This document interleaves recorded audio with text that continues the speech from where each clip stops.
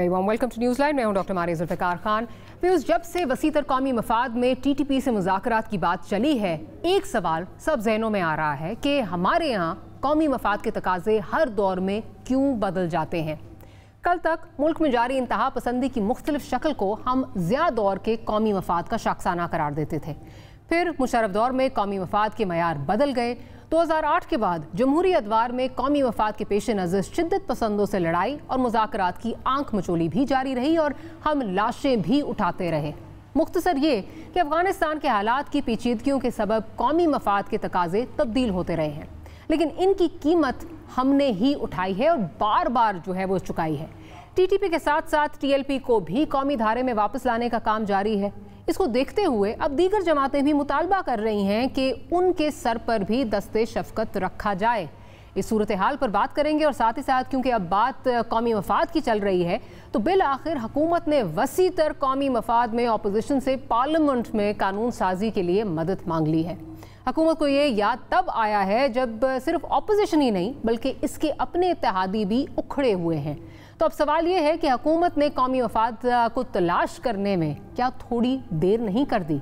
ये वो मौज़ूआत हैं जिन पर डिस्कशन होगी। जनरल रिटायर्ड एजाज अवान साहब हमारे साथ मौजूद हैं, साथ ही साथ अवैस तौहीद साहब हमें ज्वाइन कर रहे हैं और सईद काजी साहब भी हमारे साथ मौजूद हैं। गुफ्तगू का आगाज़ अवैस तौहीद साहब से करती हूँ और उससे पहले सुनवाना आपको चाहती हूँ कि आपको पता है कि मुल्क में जिस किस्म का जो है वो इंतशार रहा, सड़कें हमारी बंद रहीं, हमारी जो प्रॉब्लम्स हम सब ने फेस की, उसके बाद जब ये बात हुई कि जी TLP के साथ मुआहदा हो गया है तो सब ने पूछा कि जी मुआहदा किन बेसिस पे हुआ है, इसकी खतोखाल क्या है। तो एक्सपेक्टेशंस यही थी कि गवर्नमेंट कम अज़ कम हमें, अगर अपोजिशन को नहीं बता रही तो गवर्नमेंट को खुद तो पता होगा, लेकिन इस पर जो हमारे वज़ीर दाखिला हैं शेख रशीद अहमद साहब, उन्होंने क्या फरमाया ज़रा वो सुन लेते हैं। देखिए, TLP से एक मायदा तय हो गया है और उस मायदे में जो कुछ है चंद दिनों बाद लोगों तक आ जाएगा। इस मायदे में मैं शामिल नहीं था। जो भी उनके मामलात तय हुए हैं उम्मीद है हफ्ता 10 दिन तक सामने आ जाएंगे और अच्छे होंगे। अब साहब समझ नहीं आ रही कि अपोजिशन भी सवाल कर रही है, मीडिया भी सवाल कर रहा है, वज़ीर दाखिला जो इस सब मामलात से बहुत जिनकी एक उनसे जुड़े होना चाहिए उनको, वो कह रहे हैं कि मुझे नहीं पता कि इस मुआहदे की क्या खदोखाल हैं। तो ये हो क्या रहा है, फिर किसको पता है। आपने देखा गुज़िश्ता रोज़ जो फैसल वाडा साहब है उन्होंने कहा जो पिछला मुआहदा हुआ था उसको प्राइम मिनिस्टर साहब को नहीं पता था। So what is happening here? क्या आप देख रहे हैं संजीदगी नहीं है, इशू क्या है, या हुकूमत को साइडलाइन कर दिया गया है? हमारे मैं समझता हूँ हुकूमत भी कंफ्यूजन का शिकार है, रियासती इदारे भी कंफ्यूजन का शिकार हैं और साथ में हम लोग जो हैं वो इसमें पिसे हुए हैं इस कंफ्यूजन। एक रोज आके कहते हैं कि ये भारत के साथ इनका कनेक्शन है TLP का, दूसरे रोज कहते हैं कि जी बातचीत हो रही है, तीसरे रोज कहते हैं अपने लोग हैं, चौथे रोज कहते हैं कि दापन पर खून हमारे लोगों का है, हम कैसे इनके साथ मुआहदा कर लें। पांचवें रोज आपको पता चलता है कि जी इंफॉर्मेशन मिनिस्टर आते हैं, वो कहते हैं कि जी कंप्लीट सीज फायर हो गया तहरीक तालिबान पाकिस्तान के साथ। उससे पहले जो है वजीर आजम एक दागते हैं बयान, उसके ऊपर जो इदारे के लोग हैं वो नागवार उन्हें गुजरती है, वो समझते हैं कि ये प्रीमेच्योर कहा गया है। तो ये कंफ्यूजन है। और दूसरी बात, सबसे बड़ी बात ये कि हमें क्या बताया कब है, ये मुझे बताइए कि ना ज़ियाउल्लाह साहब के जमाने में बताया, ना कौन सा रेफरेंडम, कौन सा वोट, और किसने पूछा है कि जब तालिबान को तस्लीम किया बेनज़ीर भुट्टो साहिबा की हुकूमत के में, किसने हमसे पूछा? अब खुद ही फैसला करते हैं। अभी भी देख लीजिए आप कि TLP से शेख रशीद साहब जो है वो इस वक्त बात करने से गुरेज कर रहे हैं। उससे पहले रोजाना सुबह दोपहर शाम प्रेस कॉन्फ्रेंसेस कर रहे थे। फवाद चौधरी साहब से आप पूछे TLP के तो वो कहते हैं शामोद कुरैशी साहब ने वो मुआहदा किया। शामोद कुरैशी साहब किस कैपेसिटी में है? यानी कि वो अमेरिका से भी डील कर रहे हैं, अफगानिस्तान के फॉरेन मिनिस्टर को भी से भी बातचीत कर रहे हैं, फिर अपनी दरगाह पे वो तावीज़ गड्ढे भी तकसीम करते हैं और फिर उनके कई किरदार हैं, उनके कई रोल हैं। तो हमें ये बताइए कि वजीर खारजा का TLP के मुनीब और इनके साथ बैठकर मुआहदा करना और फिर ये बताना कि सवाल जवाब मना है, यहाँ पे सवाल जवाब ना करें, भाई किससे करें? आप मुझे बता दें कि कौन लोग हैं मारिया जिनसे बात करें। ये इंतहा पसंद, इन्होंने तो माशरे को यरगमाल बनाया है, इन्होंने रियासत को यरगमाल बनाया है, हमारे सिक्योरिटी एहलकारों को शहीद किया है, हमारे औरतों बच्चों को किया है। ये एजाज अमान साहब हमारे साथ मौजूद हैं, सवात के अंदर इन्होंने ऑपरेशन पूरा कमांड किया था। बताइए, सूफी मोहम्मद साहब से जो हमने मुआहिदा हमें बताया गया कि किया है, उसके बाद क्या हुआ? वो कहते हैं पार्लियामान भी हराम है, वो कहते हैं कॉन्स्टिट्यूशन भी हराम है। ये चाहते हैं कि इंतहा पसंद एजेंडा आप नाफिज कर दें पाकिस्तान पे, और इनकी जो इंतहा पसंदी की बंदूक की नाली है वो मेरे माथे पर हो या अवाम की गर्दन पर हो। अगर इस तरीके से ये कमाल बनाकर आप जो है वो रियासत को सर टेकने पर मजबूर करते हैं, तो फिर और भी कालेदम तंजीमें आएंगी, सिपाही साहिबा आएगी, लश्कर इस्लाम आएगा, इंसारुल इस्लाम आएगा, साल लगी हुई है ना मारिया। उसके बाद मेरा आपका तो बेबसी का आलम है, और तो कुछ नहीं कर सकते मैं और आप कि भाई इस इंतहा पसंदी के सामने अपना सर झुका दें या तालिबान काम नाफिज कर दें या फिर अपने कॉन्स्टिट्यूशन को माने। ये 11 अगस्त 1947 की तकरीर जिसमें कायद मोहम्मद अली जिन्ना के इक़्तिबासात थे, उसको माने, किसको माने? अब ये मुझे बता दें कि हम पगड़ियां पहन लेते हैं, हम सबको दाढ़ियां रख लेते हैं, हम पर पाबंदियां लगा लें, ताकि एक बात तो तय हो ना। ये कंफ्यूजन जो है ये तो खत्म होनी चाहिए। मुझे आप बता दीजिए कौन सा ऐसा मुआहिदा है जो कामयाब हुआ है इंतहा पसंदों से? एक जरूर है कि आप कौम परस्तों से मुआहिदे कर सकते हैं, सियासी जमातों से कर सकते हैं, ठीक है, वहां पे एक गुंजाइश है, लेकिन अगर इंतहा पसंदों से करेंगे तो अपने आंगन में मजीद आग लगाएंगे और उसकी गुंजाइश हमारे मुल्क में नहीं है। और बिल्कुल इसी सदी में अब ऐसा आपका पॉइंट आ गया। मैं जरा जनरल साहब की तरफ चलती हूँ। जनरल साहब, तहरीक तालिबान पाकिस्तान के साथ जंगबंदी क्या उसकी क्या खुदोखाल है, किसी को नहीं मालूम। TLP के साथ जो मुआहिदा हुआ वो इवन वजीर दाखिला की ऑन रिकॉर्ड हैं, वो कहते हैं जी मुझे भी नहीं पता कि क्या इसकी क्या मोरक़ात हैं, किस बेसिस पे ये मुआहिदा हुआ है। क्या आप नहीं समझते कि इस तरह के मुआहिदे जो हैं उनको पार्लियामेंट से जो है वो गुजर कर जाना चाहिए, या पार्लियामेंट को कॉन्फिडेंस में लेना चाहिए कि क्या मुआहिदे हैं जिसकी बेसिस पे हुकूमत जो है ये आगे जाके इस स्ट्रैटेजी को जो है वो अपना रही है कि इनके साथ जंग बंदी करनी है, या जो भी इनकी रिकग्निशन का मामला है, व्हाटएवर। आप नहीं समझते पार्लियामेंट को इसको बुरुए कार लाना चाहिए? डॉक्टर मारिया, बात यह है आपके सवाल के अंदर ही इसका जवाब मौजूद है। आपने सवाल किया कि क्या ये मुआहदे पार्लियामेंट के थ्रू नहीं होने चाहिए। इसका मुख्तसर जवाब ये है कि कोई भी सियासी पार्टी या कोई फ़र्द वाहिद इस मुल्क का वारिस नहीं है। 22 करोड़ अवाम हैं, उनका मफाद है, और उनके इलेक्टेड रिप्रेजेंटेटिव जो असम्बलियों में उन्होंने भेजे हैं, राइट और रॉन्ग जैसे भी हैं, उन जिनको भेजा है असम्बलियों में, ईवानों में, जो भी नेशनल लेवल के मुआहदे हैं। अब TTP की किसी से कोई ज़ाती दुश्मनी नहीं थी, उनकी दुश्मनी थी आईने पाकिस्तान से, मुल्क के अंदर चलने वाले सिस्टम से, और फिर जो लॉ एनफोर्समेंट एजेंसीज थी उनके साथ। तो वो किसी फ़र्द वाहिद की जागीर नहीं है। लिहाजा जब भी इनसे मुआहदे किए जाएं, पहली बात है TLP हो, TTP हो या कुछ भी हो, यस, मुआहदों के ज़रिए अमन तलाश करना बुरी स्ट्रेटजी नहीं है, बेहतर स्ट्रेटजी है। लेकिन ये मुआहदे खुफिया नहीं होने चाहिए, थॉरोली डिबेटेड होने चाहिए, इनको पार्लियामेंट की अप्रूवल होनी चाहिए, और फिर इनके गारंटोर्स जो हैं स्टेट गारंटोर होती है, और फिर सुप्रीम कोर्ट या जो हमारी अदालती निज़ाम है, अगर कहीं वायलेशन होती है तो फिर उसको इनका मुआवजा करने के लिए कानूनी जवाज होना चाहिए। लिहाजा आपका सवाल भी है और उसी के अंदर जवाब भी है कि yes, they must be rooted through parliament, खुफिया नहीं रखना चाहिए, और तमाम तार शिकें जो स्टेक होल्डर्स हैं उनके साथ डिस्कस होनी चाहिए, डिबेट होना चाहिए। If you allow me to interject एक क्विकली आपसे सवाल इसी से रिलेटेड, और फिर मैं काजी साहब की तरफ जाती हूँ। हम सब जानते हैं, आपने स्वात में सर्व किया है, वहाँ पे कितने मुआहदे हुए हैं। इन हाइंडसाइट, इन रेट्रोस्पेक्ट, क्या आप कहेंगे उनका नुकसान ही हुआ है? और अगर आपसे आज एडवाइस मांगी जाए, जैसे कि अभी आपने कहा कि पार्लियामेंट में आना चाहिए, क्या रीजनिंग होती है कि इनको नहीं लाया जाता फिर पार्लियामेंट में?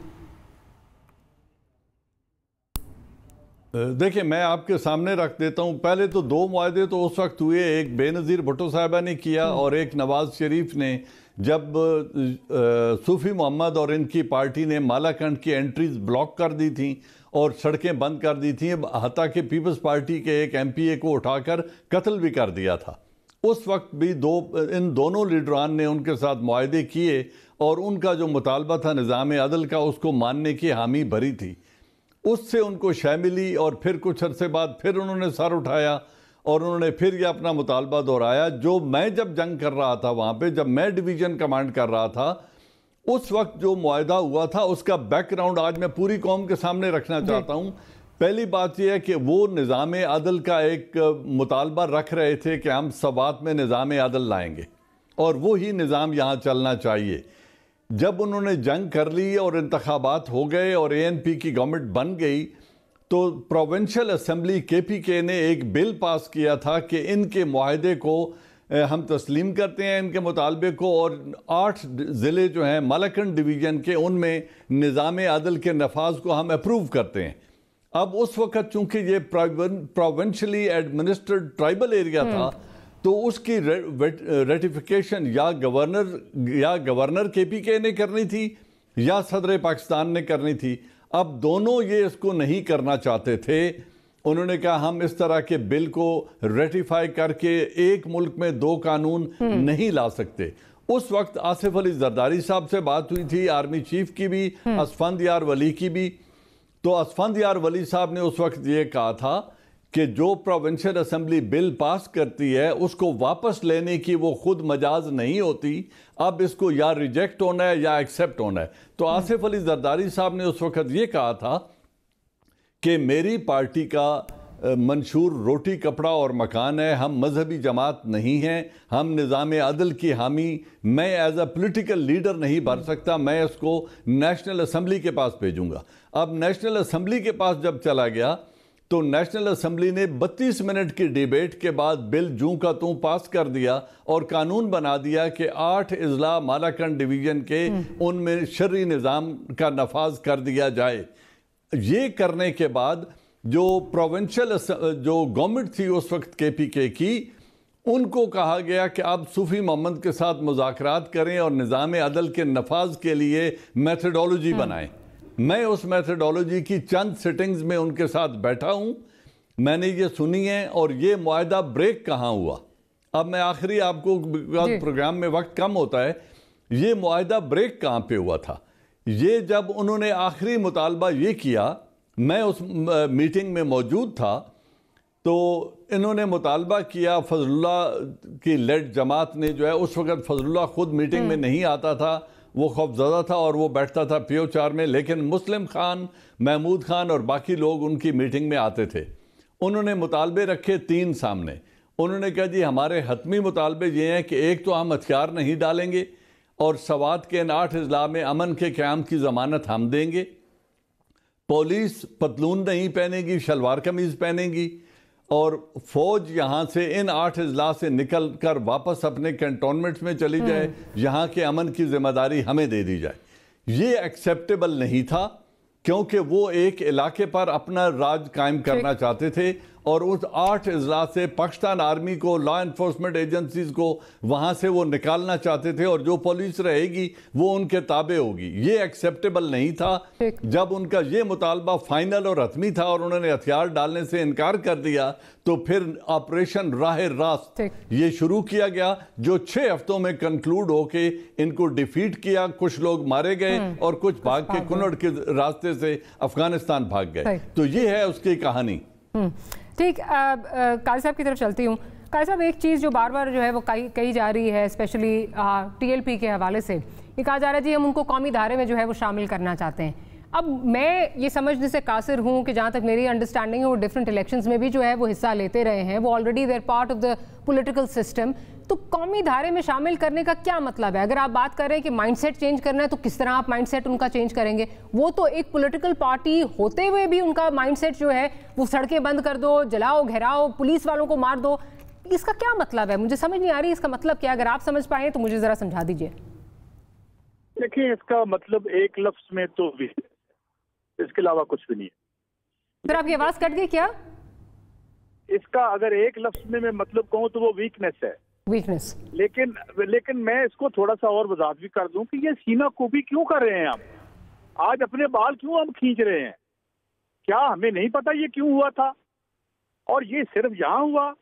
यहाँ की इंटरनेशनल एस्टेब्लिशमेंट हो या पाकिस्तानी एस्टेब्लिशमेंट हो, यहाँ तारीख के रुख को सरमायादारी निजाम के रुख में मोड़ने के लिए हमने जराइम पेशा लोग हायर किए। बाद में अमेरिका भी उनके साथ टेबल पे बैठा, हम भी उनके साथ टेबल पे बैठे। अब आ गई कौमी धारे में बात। तो कौन कौन यहाँ कौमी धारे में नहीं है? पाकिस्तान सबसे बड़ा कब्जा ग्रुप कौन है कि लैंड का जो कौमी धारे में शामिल नहीं है, बल्कि रियासत को कर्जे भी देता है सूबों को। मेरा मतलब है कि जो आपने बोया था वो आप काट रहे हैं। आपके लिए ये लोग कल तक एसेट थे। नवाज शरीफ एसेट था, आज लायबिलिटी है। जो अल्ताफ हुसैन एसेट था, आज लायबिलिटी है। तो बेसिकली जब आप जो जमहूरी तहरीकों को और माशी तहरीकों को जो आम आदमी गरीब आदमी की तरफ या उसकी अशोई के लिए जो उठती हैं, उनको करने के लिए जराइम पेशा लोगों को हायर करते हैं। वीजे खोल दिए थे जियाउल हक ने, यहाँ पे 35,000 लोगों को वीजे दे के यहाँ लाया गया था। और यार ये को आज हुआ है और आज हम इस पे पीटना शुरू कर दिया है।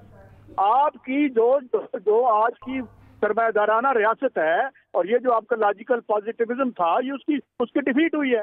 शुगल सोसाइटी की डिफीट हुई है। आप यहाँ इस मुल्क में हुआ क्या? आपने इस मुल्क में माशी तौर पर तो खुशहाली पैदा नहीं की, गुर्बत और बेपना। उस गुर्बत में आपने जराइम पेशा लोगों को हायर करके गरीब लोगों की तहरीकों को दबाने के लिए उन्हें इस्तेमाल किया, भले वो अमेरिका बहादुर हो, भले वो बरतानिया हो, भले वो कोई हो। अब क्या हुआ? आपने उन तहरीकों को कुचल दिया और जो एक कब्जा ग्रुप था, मैं आज भी दुनिया की एस्टैब्लिशमेंट को कब्जा ग्रुप ही समझता हूँ, चाहे वो सदर हो अमेरिका का, चाहे कोई और हो। तो उस ग्रुप को अब उसकी जो साइड इफेक्ट्स हैं वो तो आने हैं, क्योंकि ये तो आज इनसे बात करो, तुम्हारे दोस्त थे, ये आपने बनाए थे, आप ही लेके आए थे, अब आप इन्हें नहीं मार सकते। अब आज आपकी रियासत को ये they are knowing at the very foundation of the state which created them, that is the fact. ये है। और आज आप इस रियासत में इस मेजमाशी निजाम के तहत लोगों के स्टेक पर, अब मुझे बताएं, ये जितने मदरसे में बच्चे पढ़ रहे हैं, हमें क्या पता, माशाल्लाह बहुत अच्छा पढ़ रहे होंगे, मेरे इल्म में और रियासत के इल्म में है कि वो क्या बन रहे हैं या उन पर क्या बीत रही है। ये आपने ये भी प्राइवेटाइज स्कूलों की शक्ल है ना, जो मदरसे है, ये भी प्राइवेटाइजेशन की थी ना आपने। तो भाई जो आपने किया था वो आज आप बो रहे हैं, आप इनसे लड़ नहीं सकते। तब आप मीडिया ढूंढ रहे हैं, इकोनॉमिकली आप बैठ के, लॉ एंड ऑर्डर का आपका मसला है। और जो लोग, जिन लोगों को आपने लूट मार की इजाजत दी थी, जिन्होंने तहरीकों को बर्बाद करने में आपका साथ दिया, शायद नवाज शरीफ साहब का भी नाम आता हो, अल्ताफ हुसैन साहब का भी नाम आता हो, वो भी आप आज आप पर हमलावर हैं। तो बेसिकली ये हमारे जराइम है। वापस आज एस्टेब्लिशमेंट ठीक है, उसकी अंडरस्टैंडिंग है कि ये इसको करें, हम इसको, ये जमहूरी लोग ठीक कर लें, ये खुद करें, हम ये जो भी है पीछे से भी कोई हेल्प किसी को कर दें या कर दें। मगर सवाल ये है कि ये वो फसल है जो बोई थी, हम अपनी फसल काट रहे हैं। और आज भी एक बड़े इनकलाब के बगैर, एक अवामी इनकलाब के बगैर, इस बेहुदा माशी सिस्टम में रहते हुए हम इनके दस्ते नगर रहेंगे, इनके साथ करेंगे, कभी इनको टेबल पे लाएंगे, कभी कुछ करेंगे। तो मेरे ख्याल में पता नहीं हमने अपना सबक कब सीखना है, पता नहीं कब हमने वो इकोनॉमिक स्ट्रक्चर ठीक करने हैं जिससे अवाम इस रियासत के साथ जुड़े और ये लोग माइनॉरिटी में चले जाएं और रियासत मजबूत हो। आप इंडिविजुअल्स को कर रहे हैं, 400-500 600 आदमी है जो जहाँ इस मुल्क की पूरी रियासत का मालिक है, उसे कहें ठीक करके दे आप हमें। ठीक पॉइंट आपका आगे। मैं जरा अवैस साहब की तरफ चलती हूँ। अवैस साहब, coming back to the point that you made earlier, एक तो कंफ्यूजन तो नजर आ ही रही है, रियासत की आपको वीकनेस भी नजर आ रही है, बिकॉज अगेन मैं ये समझने से कासिर हूँ कि अगर वो ऑलरेडी पॉलिटिकल सिस्टम का हिस्सा हैं तो आपका क्या मतलब है कौमी दायरे में आपने उनको किस तरह शामिल करना है? I mean I fail to understand.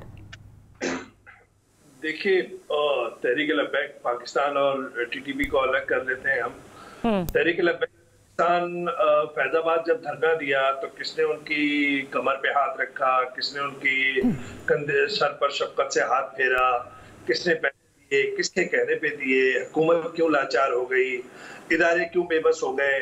और फिर उसके बाद इलेक्शन कमीशन से इनको इजाजत भी मिल गई, यानी कि ये माशरे को यरगमाल भी बनाए, इजाजत भी इनको मिल गई।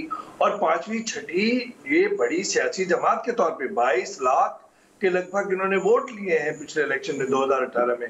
मैं समझता हूं कि इस दफा अगर आप इनको कौमी धारे में मुझे तो लगता है मारिया के जब आप बात कर रहे होते हैं कि इंतहा पसंदों को कौमी धारे में ला रहे हैं, मेन स्ट्रीमिंग हो रही है, तो मुझे ऐसा लगता है कि जो ऑलरेडी मेन स्ट्रीमिंग जिनकी हुई है उनको आप इंतहा पसंदी की तरफ ले जा रहे हैं। इन इंतहा पसंदों का एजेंडा, यानी कि आप अंदाजा लगाइए ये कौन से मुल्क के अंदर, कौन सी रियासत के अंदर ये मुतालबा कागज पे या जबानी जिसपे बातचीत हो सकती है कि जी आप फ्रांस के सफीर को निकाल दें, फ्रांस का सिफारत खाना खत्म कर दें और ये बात हम पार्लियामेंट में डिस्कस करेंगे। इसी हुकूमत ने बात की थी ना, उसके बाद मुकर गए। उसके बाद मुफ्ती मुनीब जो है मुझे और आपको सबक देने लगे कि किस तरीके से मुल्क चलना चाहिए, किस तरीके से रियासत चलनी चाहिए।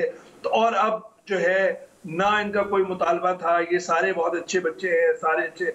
अरे ये हमारे आपकी गर्दन पर इंतहा पसंदी की इन्होंने तलवार रखनी है, रियासत को मजबूर किया हुआ है। मुझे ये तो अंदाजा है कि ये लोग रियासत पर बोझ हैं और रियासत इनसे डील करना भी चाहती है, लेकिन कैसे डील करेगी उसका तरीकेकार एक कंफ्यूजन का शिकार है, एक बिल्कुल भूल भुलैया है जिसके अंदर पूरी कौम जो है वो झुलस रही है।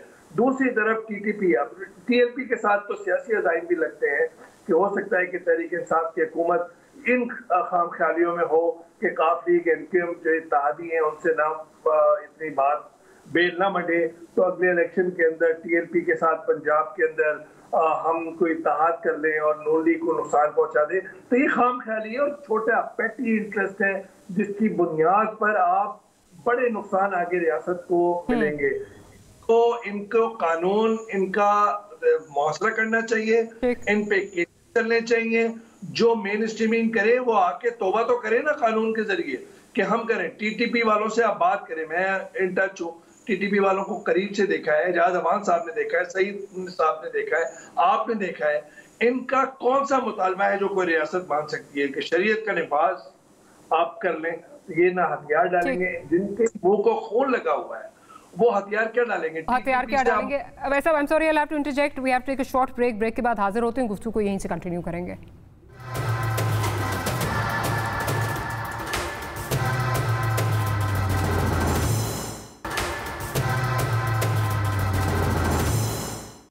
Welcome back after the break. Jain साहब की जाने जाऊंगी। जैन साहब, दोनों गेस्ट की अगर जो गुफ्तगू है उसका लुब्बे लुब आप देखें तो यही बनता है कि we don't learn from our mistakes. हम वही गलतियां बार बार किए जाते हैं एक्सपेक्टिंग डिफरेंट रिजल्ट्स। क्या आप समझते हैं कि इसी तरह हुआ है? कल आज ये टीएलपी है, कल कोई और जमात थी, परसों कोई और जो है वो सर उठाकर खड़ी हो जाएगी। टीटीपी के मामला देख लें। क्या आप समझते हैं कि हम वही गलती बार बार किए जा रहे हैं and we expect different results? Logically it can not be. Doctor Maria, बात यह है कि हमारे मुल्क में पॉलिसीज का तसलसल नहीं होता। हर के आमद अमारत नौ साख्त। जब मुशर्रफ साहब आए और क्यू लीग थी तो उनके अज़ाइम और इरादे अलग थे। जब पीपल्स पार्टी आई तो उनकी पॉलिसीज़ का set of policies entirely different था। जब नून लीग आई तो उन्होंने पिछले दोनों को नेगेट किया and they brought their own set of policies. और अब जब पीटीआई आई तो इनकी नज़रों में तीनों गलत थे और ये अपनी पॉलिसीज़ लेके चलना चाहते हैं। रियासतों में कुछ सैक्रोसैंक्ट पॉलिसीज़ होती हैं जिनके ऊपर कोई कंप्रोमाइज़ नहीं किया जाता। हम एक मुसलमान मुल्क हैं, इसमें कोई दो राय नहीं है।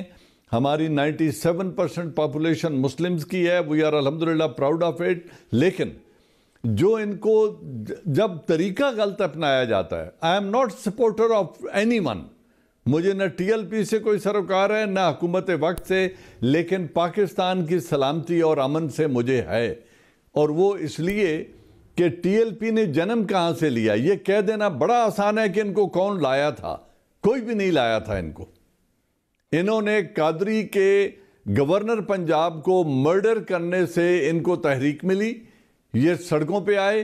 कुछ जो वकला थे जिन्होंने कादरी का मुंह चूमा और हार पहनाए, उनको आपने जज बना दिया। वो जज बने इस मुल्क में, अदालत के इंसाफ की कुर्सियों पे बैठा वो शख्स। और उन्होंने कहा, उस वक्त उसने कहा था कि मैं इसका मुकदमा मुफ्त लड़ूंगा, और उसका मुंह चूमता था वो शख्स। तो जब ये पॉलिसीज होंगी तो फिर उस वक्त इन्होंने जन्म लिया वहां से इनकी एक तहरीक चली और इन्होंने करते करते स्ट्रेंथ पकड़ के ये पॉलिटिक्स में आ गए। अब वो जिस धरने का बार बार रेफरेंस दिया जाता है कि किसने कमर पे हाथ रखा, किसने पैसे तकसीम किए, देखें उसकी आज भी आप तफ्तीश करवा लें।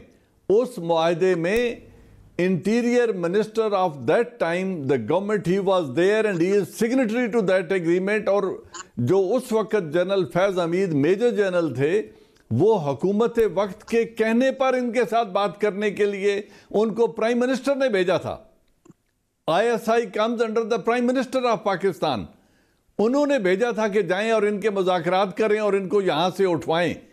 अब एक अदारे का जो मीडिएटर का रोल जिसको लोग एक्नॉलेज करते हैं और उसकी धाक भी है, उसकी क्रेडिबिलिटी भी है, तो उनके कहने पर एक मुआहदा हुआ और वो चले गए। और उधर कुछ अफराद ने उठने से पहले, and they were not in thousands, they were not more than a dozen, जिन्होंने कहा कि हमारे पास वापस जाने का किराया नहीं है, तो उनको वहां पे एनवेलप में डाल के 1-1 हज़ार रुपए किराए के तौर पे दे दिया गया। It was nothing more than that. वो 12 आदमियों को 12,000 रुपया लेकर नहीं आया था, वो चले थे लाहौर से। लाहौर के चीफ मिनिस्टर शहबाज शरीफ ने उनको रोका था। लाहौर से इस्लामाबाद तक आमद में किसी ने उनके रास्ते में रुकावट डाली थी। फैजाबाद के धरने के 14 दिनों में किसी ने उनको उठाने की कोशिश की थी, नहीं हुआ था ऐसा। उस वक्त नून की हुकूमत थी। तो इल्जाम लगाने, मेरी बात अभी सुन ले, सिर्फ एक बात कहना चाहता हूं, सिर्फ एक बात कहना, मौजूदा हुकूमत ने जब इनको दहशतगर्द करार दिया तो वो गलत रॉन्ग फुटिंग पर थे। एक पॉलिटिकल पार्टी को दहशतगर्द करार देने के लिए MPO फाइनल नहीं होता। They had to go back to the court and go to the Election Commission of Pakistan, जो इनको प्रोस्क्राइब करती। MPO का प्रोस्क्राइब करना नीड्स लीगल बैकिंग, वो नहीं दी गई। इनको शेड्यूल 4 पे डाला गया, उसको लीगल फॉलो अप नहीं किया गया। जो इनके आदमी जेल में डाले गए उनको चार्जशीट करके 90 दिनों के से खत्म होने पर अदालत में पेश नहीं किया गया। तो जब ये वीक फुटिंग पे एक फैसला लिया गया तो उसके अगेंस्ट इनका रिएक्शन आया और इन्होंने मुतालबा किया कि आप हमारे बंदों को आजाद करें, और वो फिर उन्होंने एक छठी दफा शिद्दत का रास्ता इख्तियार किया। अभी होना यह चाहिए था कि जिन्होंने कानून हाथ में लिया और लॉ एनफोर्समेंट एजेंसीज के आदमी शहीद किए, उन पर मुकदमात बनने चाहिए, इसमें कोई दो राय नहीं है। कानून मस्ट टेक इट्स कोर्स। लेकिन इस मुल्क के अदालती निज़ाम से मुझे ये गिला भी है कि जब 15 साल दहशतगर्दी की जंग की गई तो इस अदालती निज़ाम ने एक भी दहशतगर्द को सजा नहीं दी उस वक्त तक जब तक हुकूमत ने मिलिट्री कोर्ट्स बनाकर उनको सजाए मौत नहीं दिलवाई। तो उस निज़ाम को भी आप देखें कि क्या आपका अदालती निज़ाम इनको सजा देने की अहलियत रखता है। विटनेसेस इनके खिलाफ आएंगे, ठीक, तो ये सारी बातें जब आप सामने रखें तो फिर यस आपका पॉइंट आ गया। जनरल साहब, अवैस साहब जो हैं, he is nodding his head in disagreement. साथ साथ मेरा भी थोड़ा सा एक सवाल है, क्योंकि और अवैस साहब की तरफ ही जाऊंगी।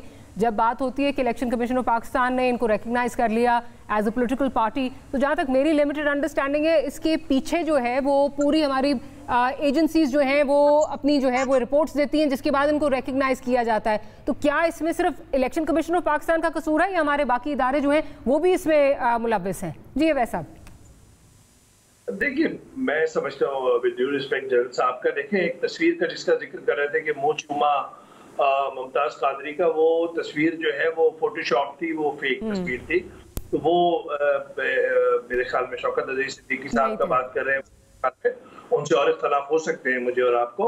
लेकिन दूसरी बात ये कि अदालती फैसला आया था फैजाबाद धरने पे काजी फाइज ईसा साहब का, उनमें बहुत सारी सिफारिशात थी, तो किसने माना और किसके ऊपर उंगलियां उठी थी, गलत सही वो एक अलग बात है, लेकिन वो फैसला आया था। और ये कौन सी लॉजिक है, ये इदारे की साख को नुकसान पहुंचता है जब आप इंतहा पसंदों के साथ जो माशरे को जल्दमान बनाते हैं उनके साथ आप मुआहदे पर आप सिग्नेटरी होते हैं। ना ये आपका जुरिसडिक्शन है और ना ये आपको करना चाहिए, इदारे की साख को नुकसान पहुंचता है। और वो जब इमेजेस गए, जब वो फुटेजेस वायरल हुई, तो जाहिर बात है कि फिर नुकसान किसको हुआ, नवाज शरीफ साहब की हुकूमत को हुआ या इदारे को हुआ। तो ये जनरल साहब अच्छी तरह जानते हैं, मेरा इशारा उस तरफ था। ना ये जनरल फैज हमीद साहब को सिग्नेचर करने चाहिए थे, ना मुआहिदा खुद दस्तखत करने चाहिए थे।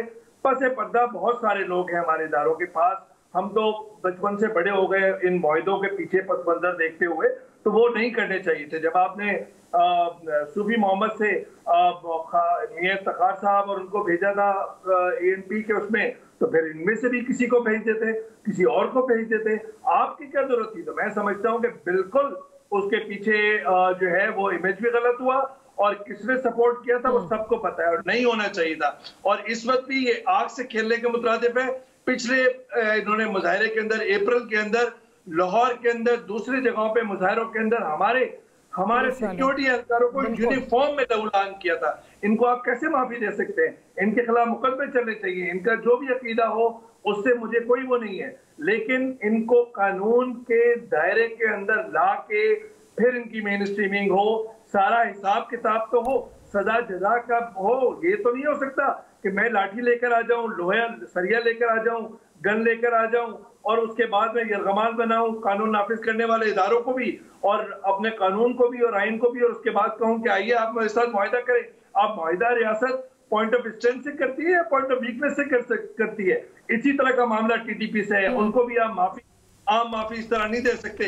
उन्होंने भी सिक्योरिटी एहलकारों की क्या क्या फुटेज नहीं आई है। जनरल जादवान साहब ने तो खुद कमांड किया, इनको अच्छी तरह पता है इनके साथी किस तरह इन्होंने जनाजों को कंधा दिया है। उनको कैसे APS के बच्चे को आप भूल सकते हैं, इमेजेस भूल सकते हैं? आप यकीन करें मारिया, एक वाहिद स्टोरी थी जिसको लिखने में मैं इतना रोया हूँ।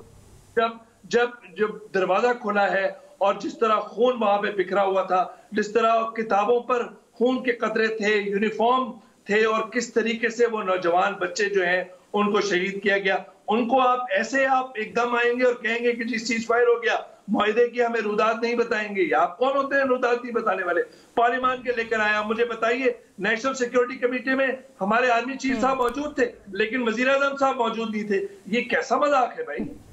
चले बिल्कुल होना चाहिए वजीर आजम साहब को। Right, I agree with you Awais साहब। वो बाकी प्रोग्राम या लिखना, उसके बारे में APS के बारे में लिखना या प्रोग्राम करना, आई थिंक मेरी भी ज़िंदगी का सबसे वो मुश्किल तरीन प्रोग्राम था। और वाकई जिन पर ये गुजरी है पेरेंट्स की अगर बात की जाए, तो जब मुआहिदे की बात आती है तो उनका बिल्कुल जो ग्रीवेंसेस हैं, जो उनकी रिजेंटमेंट है, दैट इज़ एब्सोल्युटली जस्टिफाइड। एक छोटी सी ब्रेक लेते हैं, ब्रेक के बाद काजी साहब के पास जाऊँगी और गुफ्तगू को यहीं से कंटिन्यू करेंगे।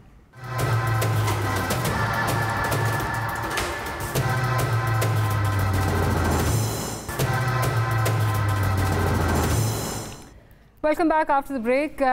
रियासत की कन्फ्यूजन है, रियासत की वीकनेस है, क्या हो रहा है? बिकॉज एक लग रहा है पेंडोरास बॉक्स जो है वो खुलने जा रहा है।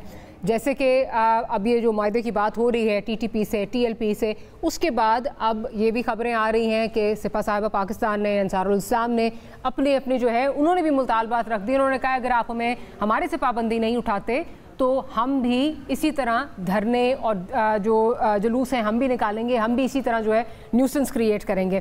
काजी साहब, अब फिर क्या मतलब वही वाली बात आ गई कि हमने तो ये पेंडोरास बॉक्स खोल दिया है, अब तो मजीद और लोग सामने आते रहेंगे। रियासत तो इसमें बिल्कुल वीक नजर आई है, रियासत तो कोई समझ नहीं आ रही रियासत कर क्या रही है।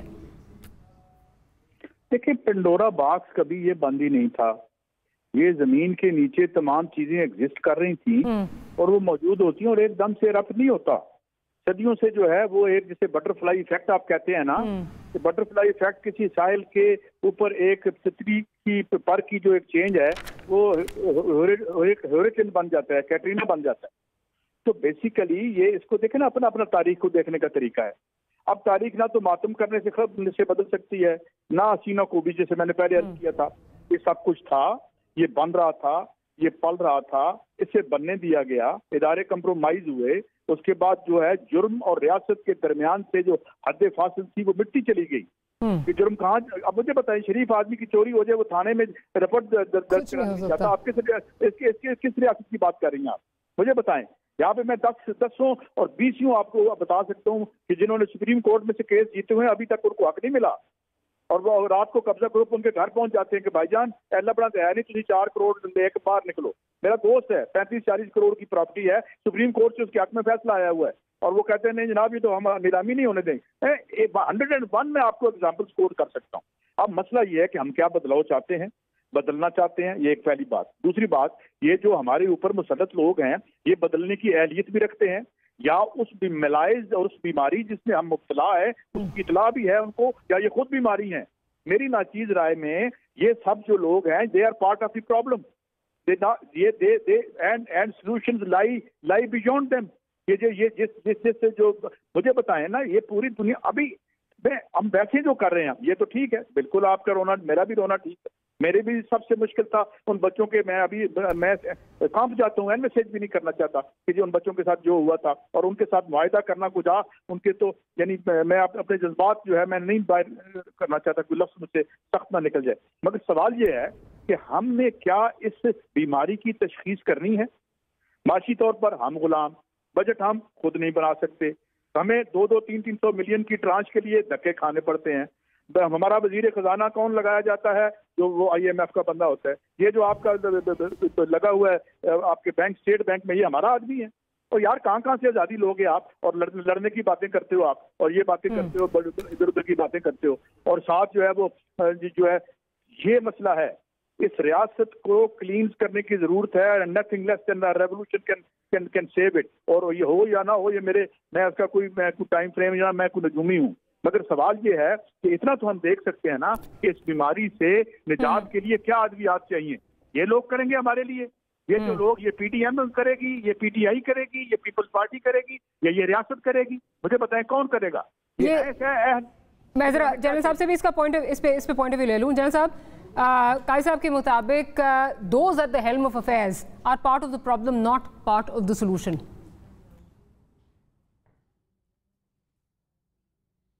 देखें, द सिस्टम जब हम इसको देखते हैं तो यकीनन जो रूलिंग एलीट है हर दौर की, उनको ही रिस्पॉन्सिबिलिटी उठानी पड़ेगी, एक्सेप्ट करनी पड़ेगी कि फेलियर स्टेट का है, किसी फर्द वाहिद का नहीं है। और जो हुक्मरान, चाहे प्रेसिडेंट मुशर्रफ की गवर्नमेंट और क्यू लीग हो, पीपल्स पार्टी हो, मुस्लिम लीग नून हो, या आज PTI हो, इन सब लोगों को, क्योंकि वही लोग चेहरे बदल बदल के इक़्तिदार में आते रहते हैं, इसमें तो कोई दो राय नहीं है कि यही सब लोग, प्रॉब्लम का हल इन्होंने ही ढूंढना है, प्रॉब्लम की पैदावार में भी इन्हीं की कंट्रीब्यूशन है। लेकिन दुख इस बात का है कि इनका एनवायरनमेंट से और वोटर से इतना बड़ा डिस्कनेक्ट है, वे ऑफ लाइफ में, वसाइल में, एस्पिरेशंस में, कि उसको ब्रिज किया ही नहीं जा सकता उस गैप को। ये सिर्फ वोटर को इस्तेमाल करने के लिए और इक़्तिदार के लिए सीढ़ी के तौर पे इस्तेमाल करते हैं, इसके अलावा उनसे कोई रिश्ता नहीं है। अगर आप अपनी मुल्क की तारीख उठा के देख लें, वरना ये मुल्क आज भीख न मांग रहा होता। इस मुल्क में अगर 16 लाख फाइलर है टोटल 22 करोड़ की आबादी में, तो 16 लाख फाइलर 22 करोड़ का बोझ कैसे उठा सकता है?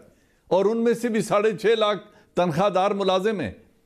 तो अगर आपने भीख मांगकर ही मुल्क चलाना है तो फिर सॉवरेनिटी भी उतनी ही होगी जितनी एक बेकारी की हो सकती है, उसकी रिट भी उतनी ही होगी, मुल्क के अंदर और मुल्क के बाहर उसका वजन और कद काठ इतना ही होगा जितनी उसकी माली स्टैंडिंग है। तो मुआशी इंडिपेंडेंस के लिए वसाइल बहुत थे, किसी ने भी न ह्यूमन रिसोर्स पे मेहनत की, न वसाइल की जस्टिफिकेशन के जुडिशियस इस्तेमाल की कोशिश की, और ना आवाम को रिलीफ पहुंचाने के लिए लॉन्ग टर्म पॉलिसीज बनाई। हर एक, आप सिर्फ लास्ट आर्गुमेंट, प्रेसिडेंट मुशर्रफ जिस दिन गए थे उस दिन मुल्क का $32 बिलियन कर्ज था, आज $132 बिलियन है।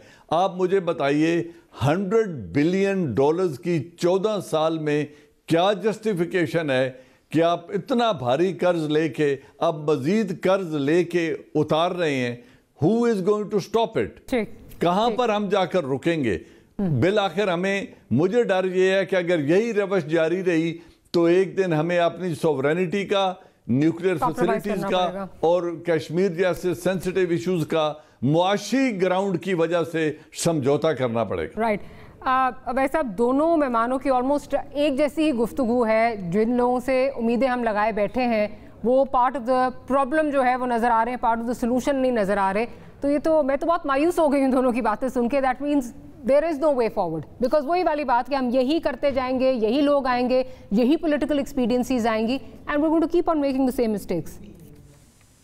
नहीं, देखिए बिल्कुल दोनों मेहमान बिल्कुल बात तो सही कह रहे हैं कि जब तक आप माशी खुद मुख्तारी नहीं करेंगे उस तक आप किस तरीके से सर उठा के आप सीधे खड़े होकर दुनिया से बात कर सकते हैं। बस यही होगा कि 1 बिलियन 2 बिलियन 3 बिलियन आप लेते रहें और खुशी उस पर मनाते रहें और फिर सांस लेते रहें, तो आपकी गर्दन पर या आपकी जो फाइनेंशियल सप्लाई लाइन है अगर उस पर किसी दूसरे का पैर होगा तो फिर डिक्टेट भी साथ आएगी। लेकिन जो आपके प्रोग्राम का टॉपिक था मैं उस पर खत्म करना चाह रहा हूँ 3 जुमलों के अंदर, अगर आप इजाजत दें मारिया। देखिए मारिया, ये तो बात तय है कि आप मुआहदे करते हैं कालेदम तंजीमों के साथ, उनके साथ बात करते हैं, बैठते हैं, लेकिन उसका एक तरीक़ेकार होता है। जो हेनस क्राइम्स में इन्वॉल्व हैं लोग, उनको मुकदमात फेस करने चाहिए, एक लीगल फ्रेमवर्क बनाना चाहिए। दूसरा, पार्लियामान के अंदर बहस होनी चाहिए और जो फुट सोल्जर्स हैं जो मजबूरी के तहत उनके साथ गए थे वो हथियार फेंक कर रियासत के अंदर आए और फिर एक डी रेडिकलाइजेशन का एक पूरा प्लान हो। ऐसा नहीं हो सकता कि आप एकदम रात को उठे और कौम को झिझोड़े कि लो भाई हमने तो कातिलों के साथ का ऐलान कर दिया, बाजी के अंदर था उनका माफी का ऐलान कर दिया। ऐसा नहीं हो सकता। आप उसके लिए एक पूरा फ्रेमवर्क बनाते हैं। मैं समझता हूँ कि वो फ्रेमवर्क बनना चाहिए और रियासती इदारों का इमेज, हमारी हुकूमत का इमेज, सब कुछ स्टेज पे लगा होता है पूरी दुनिया के अंदर, क्योंकि दुनिया में बदकिस्मती से हमारी पहचान इंतहा पसंदी के फरोग वाली रियासत या सरजमीन पे जिसपे बहुत दिल रोता है। मैं समझ बहुत आराम से और एहतियात के साथ आगे कदम बढ़ाने चाहिए। बिल्कुल ठीक है। अवैस साहब की इस बात पे प्रोग्राम जो है वो ख़त्म करूँगी कि जो उन्होंने तजवीज़ दी हैं मेरा ख्याल है किसी को भी अनएक्सेप्टेबल नहीं होंगी। How doable they are that remains to be seen कि क्या हुकूमत इस पर कर सकती है, नहीं कर सकती, क्योंकि ऑन पेपर्स तो ये बहुत एक्सेप्टेबल हैं। जिन लोगों ने हमारे बच्चों का खून बहाया है उनके लिए आप आम माफ़ी का ऐलान कैसे कर सकते हैं? मुझ जैसा इंसान जिसका उधर कोई मतलब connection as such personal connection नहीं था, आज भी जब मैं उन बच्चों के बारे में सोचती हूँ या उनके बारे में प्रोग्राम करने का दिन आता है, 16 दिसंबर आता है, तो समझ नहीं आती कि मैं उन मेमोरीज़ को किस तरह भुलाऊँ। Will see you next week. Good night and अल्लाह हाफिज़।